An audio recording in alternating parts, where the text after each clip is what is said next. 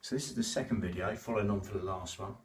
Could only fit so much into the video to get on YouTube, but yeah. So the main difference we was going into about the bare knuckle, etc.,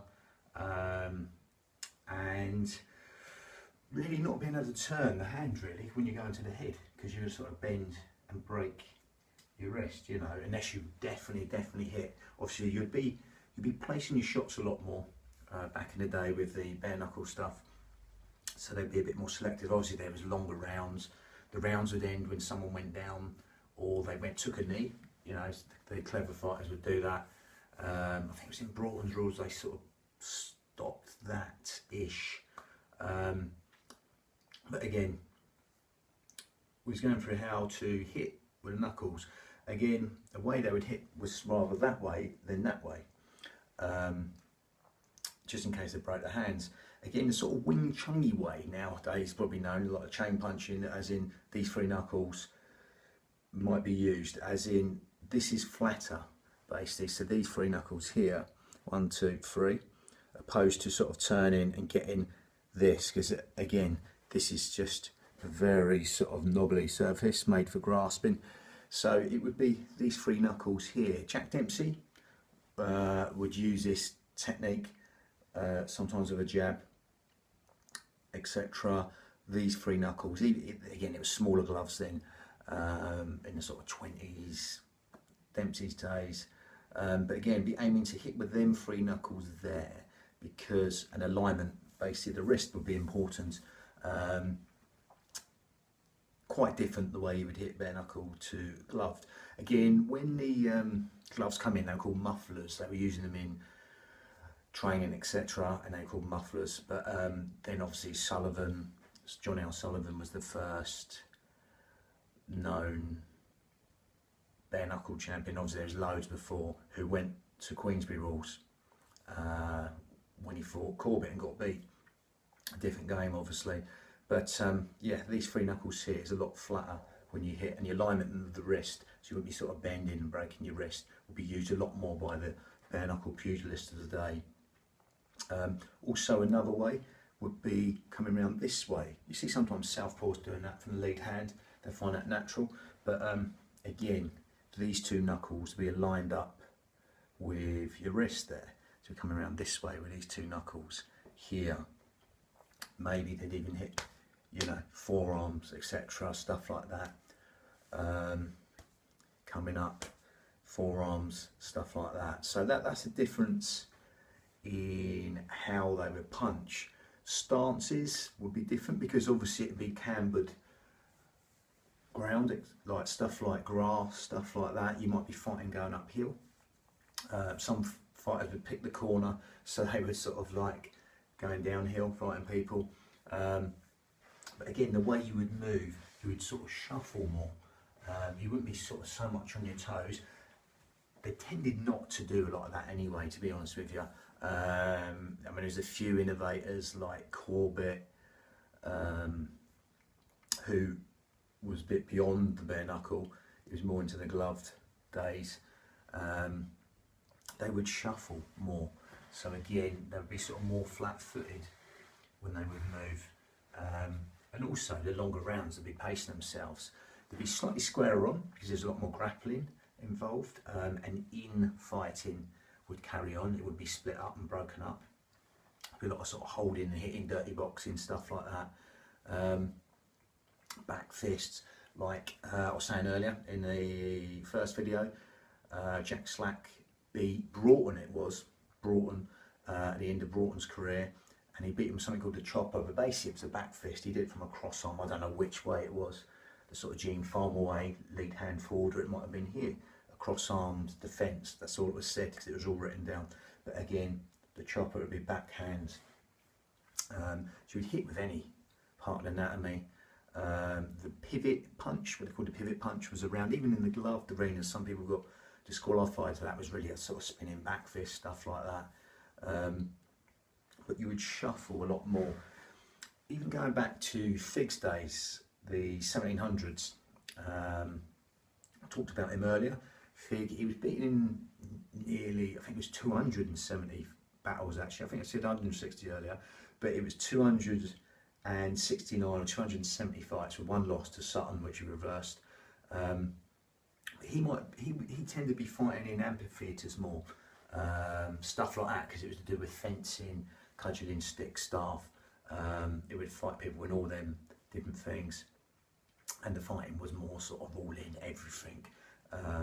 Yeah, there wasn't any rules, but the way they would move, obviously it's a flatter surface, so they would be moving around. It wouldn't be as bouncy as the ring canvas, so it wouldn't be sort of bouncing up and down. Not that fighters did that a lot. There'd be sort of more coming forward, and there'd be like platforms, be throwing people off, etc. Sort of sand shoe, a bit like that. But I digress there. But the way you would move would be different. Going a lot of sort of bare knuckle stuff, cambered ground, you wouldn't want to be sort of moving around, dancing around as you sort of lose your balance. You'd be more quadrupedal rather than bipedal. So what that means is your stance would be a bit more squarer. And going back to James Figg, he was a fencer, so he come from a fencing stance, which would be the opposite to the boxing we know today, the stance. He would have his strong hand forward. In boxing, as you know, generally, and as you're switching, you would have your strong hand back, but he come from the fencing. He was a better fencer than he was a boxer, actually, but he'd have his strong hand forward, a bit like in Jeet Kune Do. Bruce Lee, you know, sort of watched the fencers, how they had their strong hand forward. Obviously for grappling as well, you know, strong hand to sort of pull people in. You'd have a lot of sort of switching stances, or near enough no stance, coming from no stance. And yeah, so that's the main difference, how you would move.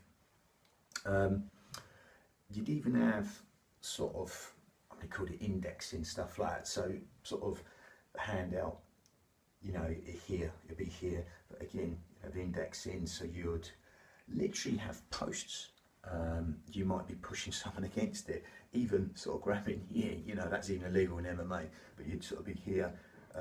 Bombardier Billy Wells, this was in the gloved arena, he would have something where he sort of grab the hand, so it's a bit like a 1-2. 1-2's like that, obviously, but he would grab the lead hand and come back here. So it's a bit of bad boxing style, really. He'd come back here, but he'd grab the hand, get the power, so here, and punch.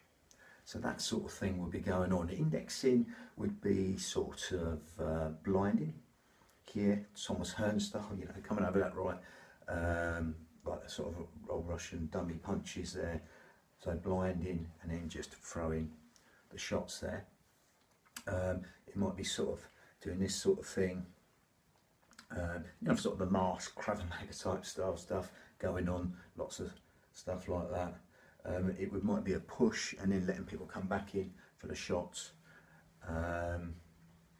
It would be sort of pushing and then letting someone come back in with it, you know. So this lead hand would be out more with all the stances. And yeah, so that's the main thing with the balance, how you'd use the balance, etc. Elbows would be used, so you might be sort of coming back and elbowing, forearms, stuff like that.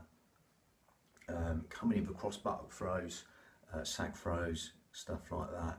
So you would be switching stances a lot more, or coming square on, really, with your stances, switching from one to the next. So stances would be different. The way you would punch would be different. Again, mainly here. Contrary to common belief, everyone thought it was mainly fists, but again, there was a lot of palm striking going on with the old pugilist, bare knuckle fighters. Again, it would be a lot slower because the rounds would end when someone would go down. There was a lot of sort of taking knees, stuff like that. Then they go back to their corner, they might even drag them back. They'd sit on the cornerman's knees, there wasn't necessarily stools, stuff like that. And you come up to scratch. So it'd be a lot slower and more deliberate, everything a lot slower and deliberate. If they were going to punch with the knuckles, they wouldn't want to be breaking their hands. Sometimes it would, obviously would be unavoided, but again, so you wouldn't be punching right with them 3 knuckles there aligned. Yeah, so that's covered most of it, I think. Yeah, I mean, you might even have, say, coming forward here, sort of a lot of wrestling stuff going on, chancery, stuff like that. Again, this sort of stuff, Phoenix Fist coming in there, to the eyes, even stuff like that, nasty stuff. So again, everything would be different. The way your centre of balance would be different, because you'd be slightly squarer on. I mean, even into the gloved arena, when in the, coming out the bare knuckle into the gloved arena, there were longer rounds, so they would let a lot more holding, etc. go on. So you see some fighters, even in the gloved arena, sort of coming out, this sort of stuff going on. Coming out of these sort of bare knuckle days into the gloved arena. So that's, again, just about the transition going over from the bare knuckle to the gloved arena, and sort of differences really, how it's changed, and the different thought process. I mean, again, like I said, they would place the shots, mastoid bone here would be a good place, vagus nerves, stuff like that. So they had that knowledge of anatomy, stuff like that, where they would place shots. You might even get someone sort of coming down and then sort of taking a rest here. So again, so you'd have the old sort of unarmed combat moves, double axe handles going on, your dominant hand here, clasping in the other hand here, and coming down onto the back, stuff like that. Occipital shots here and stuff like that would be a lot more involved. Lovely. Bang.